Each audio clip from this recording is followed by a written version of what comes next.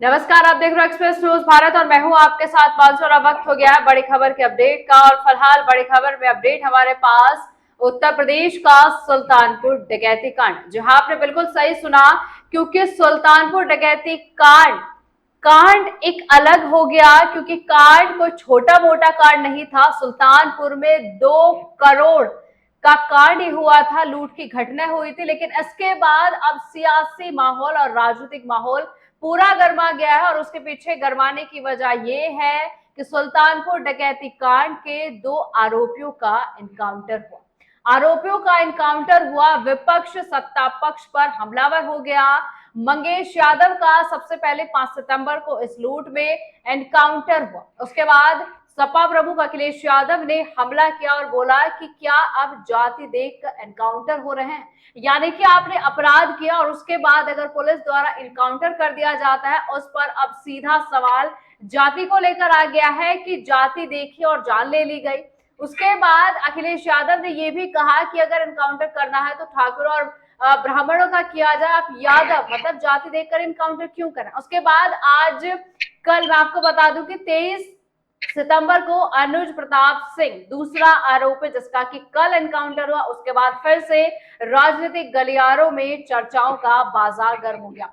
एक तरफ तो परिजन आरोप लगा रहे हैं, उनका कहना यह है कि एनकाउंटर का जो रवैया है सरकार का, ये बिल्कुल ठीक नहीं है, क्योंकि सजा देना कोर्ट का काम है। भाई ये भी बिल्कुल सही बात है। फिर दूसरी तरफ अनुज प्रताप सिंह की बहन, उनका बयान आया है। उन्होंने कहा है कि अब तो अखिलेश यादव के कलेजे को ठंडक मिल गई होगी, क्योंकि अब तो ठाकुर का भी इनकाउंटर हो गया है। तो भैया इन्हीं सबको लेकर राजनीति पूरी गर्माई हुई है। एक तरफ अपराध की घटना, इतनी बड़ी लूट की घटना, और दूसरी तरफ एनकाउंटर के बाद जाति पर सवाल खड़ा हो गया। और इसी चर्चा को करने के लिए हमारे साथ जुड़ेंगे वरिष्ठ सपा नेता फुरकान कुरैशी, जिनसे हम चर्चा करेंगे कि क्या वाकई अब अपराध की श्रेणी को जातिगत श्रेणी में लाके खड़ा कर दिया गया है, ये कितना सही और कितना गलत है। फुरकान कुरैशी जी हमारे साथ जुड़ चुका है। सर, सबसे पहला मेरा आपसे सवाल ये कि सत्ता पक्ष या फिर कहें कि पुलिस द्वारा जो आरोपियों के इनकाउंटर किए जा रहे हैं, ये कितना सही और कितना गलत है, इस पर जवाब दें सर। उत्तर प्रदेश के आदरणीय मुख्यमंत्री श्री अजय सिंह बिष्ट जब से बने हैं, जातिवाद और धर्म और एक विशेष समाज के लोगों पर इनकाउंटर और बिल्डोजर चलाकर अपनी पीठ थपथपाते हैं। पहले यादव का इनकाउंटर हुआ, ठाकुर का हुआ, अब मुसलमान का नंबर शुरू हो गया। कम से कम मुसलमान 20 नौजवान के इनकाउंटर होने हैं, 10 दलितों के इनकाउंटर होने हैं और 5 पिछड़ी जाति के और 1 ब्राह्मण का भी नंबर आ सकता है। क्योंकि ये इसी तरह की राजनीति करते हैं। अब लोगों को दिखाएंगे कि हमने मुसलमान को भी मार दिया। सवाल यह है कि फर्जी इनकाउंटर किसी का भी होना नहीं चाहिए। और उत्तर प्रदेश की पुलिस एक ही जाति और एक ही समाज की पूरी टीम बना रखी है। और माननीय मुख्यमंत्री कहते हैं कि हम सबका साथ सबका विकास। कुछ सबका साथ और सबका विकास नहीं, एक जाति के लोग, एक समाज के लोग केवल दलित, पिछड़े, अल्पसंख्यकों पर जुल्म ढा रहे हैं और तानाशाही किसी का भी इनकाउंटर करा सकता है। क्योंकि सरकार घिर गई थी पूरी तरह मंगेश यादव के इनकाउंटर से। अब एक नौजवान लड़के को, जिसकी बहन का बयान आ चुका है, जिसकी बहन के आंसू हैं, जिसकी माँ नहीं है, जिसके छोटे बहन भाई उसे अपना आसरा समझ रहे थे, अपनी सरकार की छवि सुधारने के लिए इन्होंने उसका इनकाउंटर कर दिया और फर्जी इनकाउंटर है। और जब सरकार बदली जाएगी और इनकी कभी जांच होगी तो जितने ये अधिकारी हैं, इन्हें सबने जेल में जाना है। नेता कोई बहुत कम लोग जेल जाते हैं। तो ये अधिकारियों को सोचना होगा कि जो ये फर्जी इनकाउंटर किसके इशारे पर कर रहे हैं, ये गलत हो रहा है। अगर घटना सुल्तानपुर में हुई है, हम उसकी भी निंदा करते हैं, उसका सामान बरामद होना चाहिए। वो व्यापारी का भी वीडियो वायरल है, उसका सामान पूरा नहीं मिला और ये इस तरह इनकाउंटर कर करके अपनी पीठ थपथपा रहे हैं। यूपी में महिला और दलित महिला सुरक्षित नहीं है। ठीक है। अभी आपके अयोध्या में एक दलित सफाई कर्मचारी लड़की से बलात्कार हो जाता है, भाजपा के लोग हैं उसमें, आज तक गिरफ्तारियां तक नहीं हुई। कुरैशी जी, अभी आपने एक बात कही कि अपनी पीठ थपथपा रहे हैं, बुलडोजर चलाया जा रहा है, एनकाउंटर किया जा रहा है, ये सब बिल्कुल ठीक है, लेकिन बुलडोजर पर भी रोक लग चुकी है, सुप्रीम कोर्ट ने बुलडोजर पर भी रोक लगा दी। लेकिन अगर मैं अब बिल्कुल बिल्कुल सुनिए सुनिए, अभी आपने कहा कि फर्जी इनकाउंटर हो रहे, देखिए ये बयान काफी आ रहे हैं, अखिलेश यादव भी कह रहे हैं कि फर्जी इनकाउंटर करने के बाद करके वो अपनी शक्ति दिखा रहे हैं जनता को। इसकी क्या सत्यता है कि इनकाउंटर फर्जी हुआ है, वो मंगेश यादव का हो चाहे वो अनुज प्रताप सिंह का हो? आप देखिए, जो मुख्यमंत्री 19 अपने आपराधिक मामले वापस ले ले, उप मुख्यमंत्री पे 52 मुकदमे फर्जी है, वो वापस ले ले। आपके प्रयागराज से एक मंत्री है गोपाल नंदी गुप्ता, आपराधिक छवि में पूरी तरह वो है वो। तो इस तरह के जिसका उनका मंत्रिमंडल हो, जिनका आचरण हो, उनके लिए क्या मतलब किसी के बच्चे को मारने का क्या दुख है, क्या वो है। और आप देखते होंगे कि माननीय मुख्यमंत्री की भाषा जो पूरा देश दुनिया देखता है, इस तरह की भाषा वो बोलते हैं, तो सब लोग समझते हैं कि कौन इस तरह की भाषा बोल सकता है, सब पे मुख्यमंत्री तो बोल नहीं सकता। ये है। ठीक है सर, उसके बाद योगी आदित्यनाथ जी काफी मंचों पर जाते हैं, बयान देते हैं, वो लोगों को संबोधित करते हुए कहते हैं कि हिंदू एक हो जाओ, क्योंकि अगर आप फिर बट गए तो आप फिर कट गए। अब ये या तो उपचुनाव जो होने हैं 10 सीटों पर, उसको लेके बयानबाजी की जा रही है, यानी कि जितना नुकसान इन लोगों का लोकसभा में हुआ वो सोचें कि 10 सीटों पर उपचुनाव करके इसको जो है भरपाई की जाए। अब ये हिंदुओं पर फिर से बात आ जाती है कि हिंदू अलग हो रहे हैं तो हिंदू को काटा जा रहा है, और आप कह रहे हैं कि मुस्लिम और दलित और इन लोगों का अत्याचार हो रहा है। इस बात को लेकर क्या कहेंगे? देखो, जब से ये उत्तर प्रदेश में 2024 चुनाव हारे हैं, पूरी तरह मुख्यमंत्री बौखलाए हुए हैं, और दिल्ली और लखनऊ में लड़ाई है आपस में, और ये 10 उपचुनाव है और 10 की 10 सीटें हारने जा रहे हैं। जनता परेशान है। जो कल इनकाउंटर हुआ वो भी हिंदू ही था, जो मंगेश यादव का इनकाउंटर हुआ वो भी हिंदू ही था, जो दलित लड़की से बलात्कार हुआ वो भी हिंदू ही थी, जो दलितों को घोड़े पे बैठ के बारात भी चढ़ाने देते वो भी हिंदू हैं, जो दलित मूछे रोकता है उसे पीटते हैं वो भी हिंदू ही होता है। तो ये तो एक हिंदू मुसलमान का सहारा लेते हैं। ये मानसिक रूप से विकलांग है, मानसिक रोगी लोग हैं। ये केवल 5% लोगों को खुश करने के लिए 95% जनता का उत्पीड़न करते हैं। और माननीय मुख्यमंत्री का तो इतिहास हम जानते हैं। इन्होंने इंटर किया यहाँ टिहरी जिले में गजापट्टी में, तो हाई स्कूल और इंटर में पढ़ते हुए जो इनके साथ के नौजवान है वो मिलते हैं, लड़ाई झगड़ा कैसे करते थे वो बताते हैं। ग्रेजुएशन इन्होंने किया था कोट द्वार में, वहाँ के नौजवान लड़के ये जो इनके साथ है वो बुजुर्ग हो गए, वो बताते हैं किस तरह ये झगड़ा करते हैं। और ये जो एक विरासत की और उसकी बात करते हैं, ये विरासत से ही मंदिर में बने पुजारी, क्योंकि इनके फुप्पा थे पहले वहाँ के पुजारी, और विरासत से ही सांसद बने और सांसद से मुख्यमंत्री बन गए।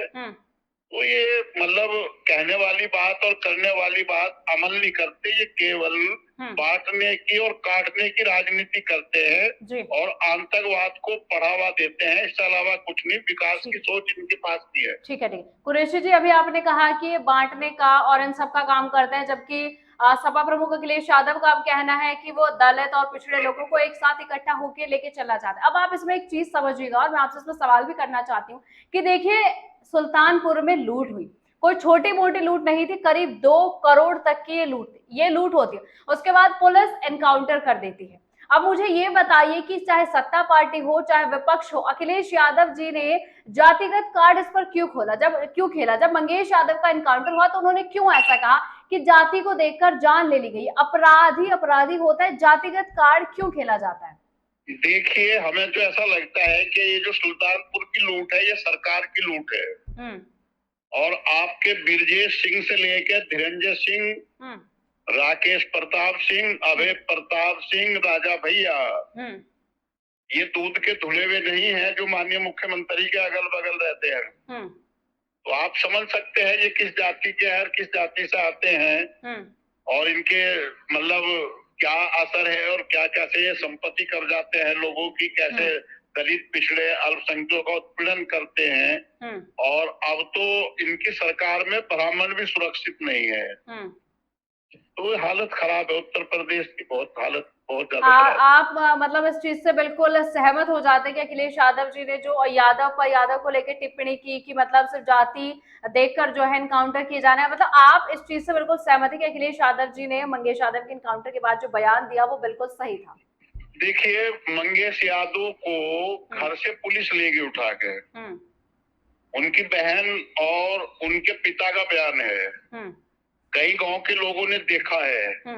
अगर मंगेश यादव डकैत और बदमाश डाकू होता तो उसकी आपने झोपड़ी भी देखी होगी, उसके घर में महल होता, गाड़ी घोड़े होते हैं, जैसे राजा भैया के यहाँ है, जैसे ब्रजेश सिंह के यहाँ है, जैसे धीरंजय सिंह ने 2 पत्नी 3 पत्नी रख रखी है, जैसे राकेश प्रताप, अभय प्रताप, इनके बंगले आपने देखे होंगे कभी टीवी चैनलों पे। तो अगर मंगेश भी माफिया की तरह होता तो उनका भी पास भी कुछ होता, उसे गरीब लड़का था। लेकिन उन पे पहले भी सर उन पे दर्जनों केस हुए हैं डकैती का या किसी। देखिए मैं आपसे बताऊं, मुख्यमंत्री की जातिवादी सोच ही झलकती है कि लखनऊ गोमती नगर अम्बेडकर पार्क में कुछ दिन पहले घटना हुई थी, पानी में एक लड़का लड़की को पानी डालने की, बहुत गलत घटना थी, उसकी हम निंदा करते हैं। उसमें 18 लोग थे, पर उसमें 2 जाति का नाम लिया गया था, एक मुसलमान और एक यादव। तो जातिवाद कौन कर रहे हैं, मुख्यमंत्री कर रहे हैं या अखिलेश यादव कर रहे हैं जातिवाद? इनसे कोई पूछे सदन में क्यों नाम लिया इन्होंने 2 लोगों का, और नाम लेना तो सबका लीजिए आप। तो आपका सम्मानित चैनल है, हम उस पर इस तरह की बात नहीं कहना चाहते, कई लोग देख रहे होंगे। तो माननीय मुख्यमंत्री को सोचना चाहिए, अपनी भाषा को परिवर्तन करना चाहिए। राजनीति आती जाती है, और ये सत्ता के भूखे हैं, और ये लोगों को, किसी को औरंगजेब के आत्मा बताते हैं, किसी को कहते हैं आपके यहाँ से जिन्ना की आत्मा है, और मैं समझता हूँ कि सबसे बड़े जिन्ना के दोस्त यही है। अली मोहम्मद जिन्ना हिंदुस्तान आजादी के बाद हिंदू वहानी संगठन जो है वो योगी जी का भी है, और योगी जी के जो गुरु इनके फुप्पा थे उनका भी था, और उसी हिंदू वहानी और अली मोहम्मद जिन्ना ने मिलकर चुनाव लड़ा था। तो आत्मा तो अली मोहम्मद जिन्ना की इनके अंदर है ना। जब आदरणीय लाल कृष्ण अडवाणी जी पाकिस्तान गए तो सबसे पहले अली मोहम्मद जिन्ना की कब्र पे गए थे। तो अपनी बात ये दूसरों के यहाँ भेजते हैं, इनकी बीमारी है। ठीक है कुरैशी जी, आखिरी सवाल मेरा आपसे इसमें ये रहेगा कि आम जनता भी पूछना चाहते हैं, देखिए अपराध होते हैं और यूपी में तो बुलडोजर चलना या फिर एनकाउंटर होना आम बात हो गई। आप अपराध करिए या तो बुलडोजर चला दिया जाएगा या फिर एनकाउंटर कर दिया जाएगा। दूसरे ऐसा है कि अगर अपराध और न्याय व्यवस्था बुलडोजर इनकाउंटर ही है, तो जो ये अदालतें हैं, कोर्ट है, इन्हें बंद कर दीजिए। क्यों जनता का पैसा खर्च कर रहे हैं? जभी तो हम लोग कहते हैं, जभी तो सब लोग कहते हैं कि ये लोकतंत्र को खत्म करना चाहते हैं, ये बाबा भीमराव अंबेडकर साहब के बनाए हुए संविधान को खत्म करना चाहते हैं, केवल इसलिए कि बाबा भीमराव अंबेडकर साहब एक दलित थे, उनके बनाए हुए संविधान पे इन्हें विश्वास नहीं है, इसलिए अपनी इनकाउंटर और बुलडोजर की नीति को अपनाते हैं। नहीं, वो उसमें कुछ लोगों का ये भी कहना होता है ना कि जो हमारी न्यायिक प्रक्रिया है उसमें बहुत समय लग जाता है, जो है न्याय मिलने में, बलात्कार से लेके तमाम ऐसे केस है जिनकी फाइलों पर बस धूल चढ़ती नजर आती है, तो पुलिस एनकाउंटर कर देती है तो अपराधियों को सजा जल्दी मिल जाती है। उनका तो कुछ लोग तो ये भी कहते हैं, उसका सरकार अगर चाहे फास्ट कोर्ट का गठन करके 3 महीने में निर्णय हो सकता है, पर सरकार करना नहीं चाहती। 3 महीने के बजाय 6 महीने में हो जाएगा। आप कब कह रहे हैं कि उसे छोड़ना चाहिए, उसे कोर्ट के और न्याय प्रक्रिया के फांसी लगनी चाहिए, पर वो न्याय प्रक्रिया को खत्म करना चाहते हैं। ये सब कुछ अपने हाथ में इसलिए लेना चाहते हैं कि जो इन्हें वोट नहीं देता, जो इनका विरोधी है, उसे इनकाउंटर में पुलिस से मरवाए और उसके घर पे बुलडोजर चलवाए।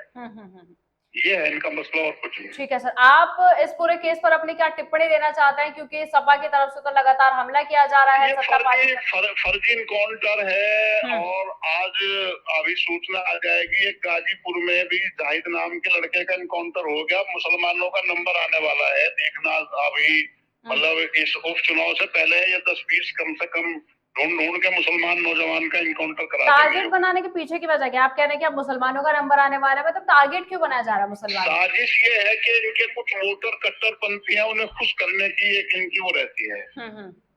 अपना वोट को मजबूत करने की इनकी एक साजिश होती है।